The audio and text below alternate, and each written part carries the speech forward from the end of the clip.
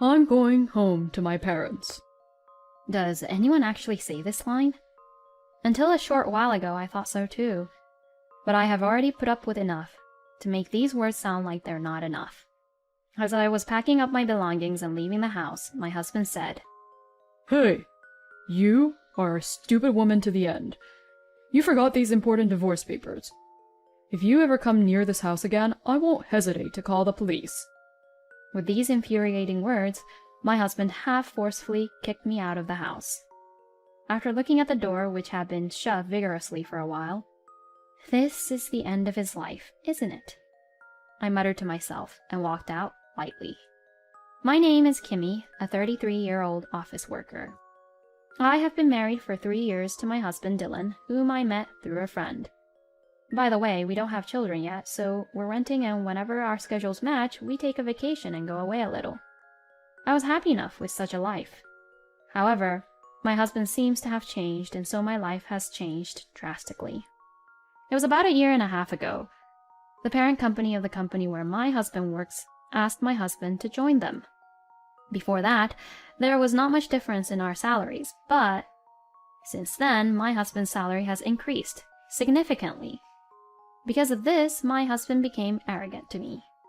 He used to do the chores, but then, "You're in charge of taking out the trash today, right?" "You forgot, so I rushed to take it out." He looked at me a little suspiciously and said, You know, I've been thinking for a while that it's not right for us to share the housework in the first place. I'm the one putting more money into the house, so you should take the initiative and do the house chores out of gratitude. He began to complain, saying as if something was wrong. He used to be a person who could honestly apologize when he forgot to take out the trash. I was so offended by his words that I said to him, "Well, let me tell you something too. Dylan, just because you got a raise doesn't mean you have to behave like that." At my words, he let out a huff and said, I'm not trying to be arrogant. I'm just saying I'm proud of me. Thanks to me, we were able to have this house, you know. You should realize how blessed you are. After saying this, my husband quickly went to take a bath. As my husband said, we have been living in a newly built house for a while now. But I didn't want a house like this. My workplace was too far away, and I hated where the house stood in the first place. When I opened the curtains, directly across the street stood the house where his parents lived. I looked at them and let out a deep sigh. This is just like living together with your in-laws, isn't it? I muttered to myself and closed the curtains with some force. The reason why this was happening was that it had been a while since my husband had started working for the parent company. Kimmy, I've decided to build a house. At the time, we were living in a 2-bedroom apartment, which was large enough for the two of us. It was close to the station, and the rent was reasonable for the location, which I liked. I had never heard of my husband wanting to build a home of his own, so I was surprised. My dad and the other guys told me that if I got a pay raise, I should definitely do that. I was beginning to think that was true, and my parents were even going to put a down payment on a house. Furthermore, without even consulting me, he said that he and my parents-in-law had already gone to several construction companies for consultation. How could anyone hear such a thing and not be offended? What? Why are you making such an important decision without me? It's not like we're having a baby, and it doesn't have to be right now.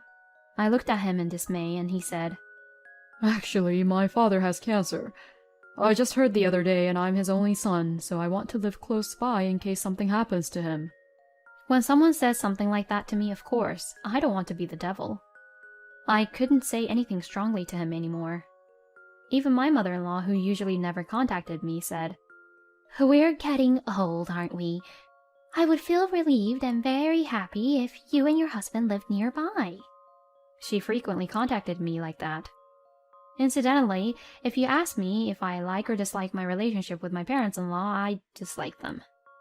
They look down on people and make me feel very uncomfortable. My parents-in-law were opposed to our marriage at first. The reason was my family structure. My mother was a very toxic person, and I don't have a single good memory of her that I want to recall. After the divorce, I lived with my father, but my parents-in-law did not like that. "Whatever your reasons were, you grew up with a single father, didn't you?" If you have children in the future, will you be able to take care of them as a mother? My mother-in-law said this to me when we first met. At that time, my husband still has some common sense. He even told me that if I got scolded by my mother-in-law too much, we would cut off ties with her. However, when I mentioned the name of the company I worked for, her attitude changed completely. I work for a company that is not a major corporation but is well known locally. Perhaps because of this, I was paid about the same salary as my husband. I was quite disgusted by this attitude of my parents-in-law.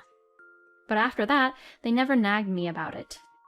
Still, when I visited my in-laws, "Kimmy, I know you have a hard job, but isn't it time you started thinking about having children? You are over 30 years old, and when I was your age, I was doing my best to raise my kid." It was quite stressful because she would talk forever about things that I had trouble replying to. My father-in-law was a quiet man, but he had a way of assuming that housework was a woman's job, and if I tried to sit down at my parents-in-law's house for even a minute, he'd say, Hey, if you have time to relax, shouldn't you normally ask, is there anything I can do to help you? No woman should be so thoughtless. He said something incomprehensible to me as I looked at him with a dumbfounded look. There was no way I could get along with my parents-in-law like that, and of course, they continued to oppose the construction of the house. However, one thing led to another, and I decided to agree to the house. Of course, my husband and parents-in-law were delighted. And when the house was completed, my in-laws visited the house unannounced, as I had expected. It's nice to have a new house after all. It looks like you won't be using the rooms for the kids, so maybe we should sell the old house and make room for us. I listened with a wry smile to this nonsense. The wives in the neighborhood like to stand around and talk, and every morning when I go to work, a few of them get together for a little meeting. They greet me with smiles, but soon I could hear them whispering behind me. "I'm sure she's having a hard time making the mortgage on their house. With those in-laws, I bet she's having a hard time." I heard them talking like that. My mother-in-law and everyone else definitely hate me, huh? I couldn't help but laugh. My husband and in-laws were taking advantage of the fact that I didn't say anything, and they were being rude more and more every day. Hey, hurry up and make dinner. Who do you think you owe your livelihood to? These words from my husband had become a daily routine. My parents-in-law would also bring up the down payment on the house. "Please don't make Dylan do the housework. Thanks to Dylan and us, you have such a nice house. Don't you ever forget that." My mother-in-law said this to me over and over again as if it was her habit. One day, my husband forgot to take out the trash again. Not that he forgot, but it was completely on purpose. I told my husband, who had a blank expression on his face and was about to go to work, "You're on garbage duty today, right?" I called out to him, but my husband threw a shoehorn at me with a great force. You're the one who has to take out the trash. If you have a problem with it, you can get a divorce. My husband grinned at me, and I simply said, "Okay, then let's get a divorce. I'm going back to my parents' house." My husband's eyes widened for a moment, but then, as if he had been waiting for me to say it, he said, You said it, okay? You can't take back your words now, can you? If that's the way you want to play it, get out of here right now. I ignored my husband, who was laughing hysterically, and packed up my belongings. My husband looked at me from behind with a smirk on his face. As I was about to leave the house, he pulled something out of his bag. Hey, you are a stupid woman to the end. You forgot the important divorce papers. If you come near this house from now on, I won't hesitate to call the police. With a triumphant look on his face, he handed me the signed divorce papers. Wow, you are very well prepared. And you look so happy. It's as if you've been waiting for this moment for a long time. My husband's words made me frown a little, and he half forcefully kicked me out of the house. The door slammed shut behind him, and I looked at it for a moment. This is the end of his life, huh? I muttered to myself and walked out lightly. It was about a month later, I returned to my parents' house and spent peaceful time with my father. One holiday morning, however, the intercom rang. I checked the monitor. "Dad, they're here." On my words, my father strode to the front door. What do they want? So it's Dylan and his father and mother. Please come in. We don't want to stand around talking. The three of them stared at my father as he coldly told them to do so. When they entered the room and saw me, Kimmy! You've got to be kidding me. Dylan yelled at me. I responded, "What are you talking about?" "Oh, maybe that thing has arrived by now?" "Well, you've done things that were way out of character, you know. It's not worth it if you don't at least pay me." He must have received the certified letter from me. I smiled, but my ex-family-in-law's faces were red. Dylan, my ex-husband, said to my father, Well, why didn't you tell me? As soon as the divorce was finalized, I received a relocation notice to a subsidiary company. My salary would go down considerably, and when I protested to my boss, your name came up. Don't you think it's very unprofessional to demote me for personal reasons out of your love for your daughter? Take responsibility and tell my boss to withdraw my relocation. My father sighed at my ex-husband, who was furious. You say that you are feeling held back because of your salary. Kimmy consulted with me about it before, you know. I thought a higher salary would boost your confidence, so it was I who introduced you to your boss. I kept quiet about it because I thought it would hurt your petty pride. I still regret it, because instead of building your self-confidence, you only became a monster. As my father had said, my ex-husband thought he was hired for his abilities, but it's actually not quite true. It was because of my father's verbal support. My father and my ex-husband's boss had been friends for many years, and when my father put in a word for him, the boss agreed to help. The fact that my ex-husband was approached by his boss, who had a high position in the company, seemed to have given him a lot of confidence. However, his confidence took a turn for the worse and he became overbearing at work as well. Even without my divorce, it was only a matter of time before he was transferred. He's a very loyal guy, so he was very concerned about me and my daughter. He was having a hard time getting rid of you. When I told him about my daughter's divorce, he was relieved.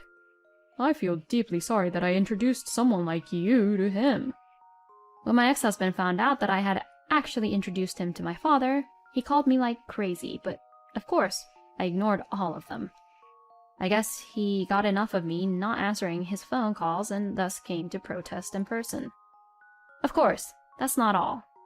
My ex-mother-in-law was shaking and trembling. "It said, compensation for emotional distress. Who do you think you are? You're overreacting. We will never pay you." I said to my ex-mother-in-law, who was ranting at me, "It's not up to you to decide. If you have a problem with us, you should get a lawyer. You were intending to sell your old house and move in with us anyway, right? Well, why don't you pay me with that money? You even lied to me about having cancer so you could build that house for Lisa, didn't you?" They were smiling at me, but now my in-laws' faces turned pale. I had always wanted to see that on your faces, you know. Did you think I didn't notice anything? Don't underestimate me. When my ex-husband started saying he wanted to build a house, I felt a certain discomfort. My ex-husband, who until then had been indifferent about his appearance, suddenly became fashionable. I immediately had an intuition, and of course suspected him of cheating on me. I don't want to build a house where there are strange people in the neighborhood. That's why I've always been okay with renting. Now his words had become reality. Suddenly he started saying he wanted to build a house despite not wanting to previously. It's like he's asking me to doubt him. Around the same time, I started getting likes on my social media account from a woman I didn't know. This woman, she only likes the pictures with Dylan in them. Feeling creeped out, I peeked into that person's social media account. I found that it was filled with photos of her with someone who appeared to be her boyfriend, although his back was turned to the camera. But no matter how I looked at them, the other person was my ex-husband. She wrote things like, "I hope he leaves his wife soon. He was going to build a house for me," and all sorts of stuff that she fantasized about. The fact that she approached me suggests that she deliberately wanted to show me her social media account. I decided to fight looking at the social media account of this rather provocative woman named Lisa. "I heard you got remarried. Congratulations." Oh, I see you're not with Lisa today, are you? Maybe she ran away? Even though she was the one who started the fight with me. But it's no use running away. I did some research and it turns out that Lisa, the woman with whom he had an affair, is a childhood friend of my ex-husband's. And she seems to be very close to my ex-mother-in-law, who had wanted her to marry my ex-husband for a long time. When Lisa, the cheating partner, quit her job and came back to her hometown, the two of them met up again, for the first time in a long time. Lisa seemed quite taken with my ex-husband when she found out where he worked, and it turned out that she had been aggressively approaching him even though she knew he was married. It seems that Lisa was actually my ex-husband's first love, and the two of them quickly got in an affair. At that time, she still had her parents, and my ex-husband thought about quitting many times. He couldn't handle his problems, so what did he do? He talked to his parents, and his mother said, "It's easy. Divorce Kimmy and marry Lisa. Of course, I'm against such a workaholic woman. She's not even pretty." But you're thinking that if she finds out, you'll have to pay alimony and all that, won't you? So, in that case... The result of their discussion was a plan to treat me excessively harshly and kick me out of the house. Can't believe that she was crazy enough to cooperate with her son instead of scolding him. I laughed at him because he seemed to really think that if I left the house voluntarily, alimony would be irrelevant. It was a cheater who wanted the house, and it was my former in-laws who advised him that the loan would surely be easier to pass during his marital relationship with me. Because if I kept living with them, they could always pick on me to get rid of me. I kept the recording of their outbursts in order to get a favorable divorce, which turned to be quite a lot. When it was time to get the divorce out of the way, I was told to leave, so I just left. I couldn't tell Lisa that I might be transferred, so I registered without telling her. But then she found out somehow, and so... Come on! Help me out. The mortgage, the alimony. There's no way I can pay them on my own salary. My ex-husband started crying pitifully. I looked at him with cold eyes. What are you talking about? We are strangers now. I was quite hurt, and you said a lot of terrible words to me. I still cry when I listen to the recording. Please pay me the alimony. Of course, I won't reduce it. As I stared at the three of them, my ex-mother-in-law said to me, "Don't you have any humanity in you at all? Dylan is apologizing to you and you act like a big shot. That's why I don't want him to be married to a woman who was raised by a single father." At this, I got furious. You think you can just say whatever you want? My father would force himself to go to work, even when he wasn't feeling well, and yet he always smiled so that I wouldn't worry. You don't know anything. I was so frustrated that tears involuntarily welled up in my eyes. As I cried, my father gently placed his hand on my shoulder. Kimmy, you don't have to cry for these people. Your future is bright. In comparison, what awaits these people is a path of destruction. Are we done? We and you guys are strangers. If you make any more noise, I will call the police. My ex-father-in-law stood up vigorously, as if he didn't want to go to the police.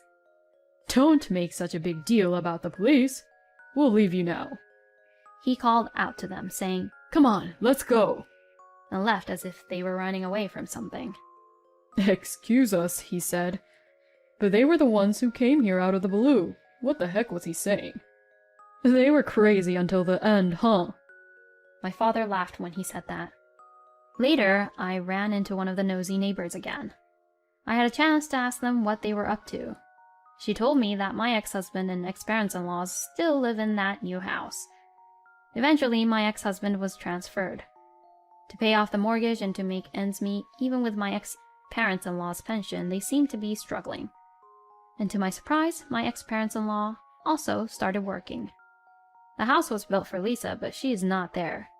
It seems that she gave up on my ex-husband early after that and left quickly, leaving the divorce papers behind. She explained to her parents that after Dylan's divorce from me, she developed a romantic relationship with Dylan, who was heartbroken while spending time with him. I had sent a content-certified letter to Lisa's parents as well, so everything came to light and her angry parents disowned her. I shuddered to think of the community of wives in the neighborhood who knew so much. Lisa, through her lawyer, brazenly demanded a reduction in the rent, but there was no way I would comply. I glanced at Lisa's social media account. All the photos had been erased except for a pitch-black picture. She had only this to say, which was written there. It wasn't supposed to be like this. She seems to be working from morning till night to pay off the debt she had incurred to pay my alimony. I have always believed that there is no such thing as happiness built on misery. That's because it will all come back one day. I want them to live the rest of their lives with regret. As for me, I am getting along well with my father at home. I apologized to him for coming back, but he said, "What are you talking about? As long as you're laughing, Dad is fine with that. I want you to be happy. That's all I ever wanted, before and even now." I was so happy to hear it that I cried. I'm so glad he is my father, and I softly laughed as I thought of this.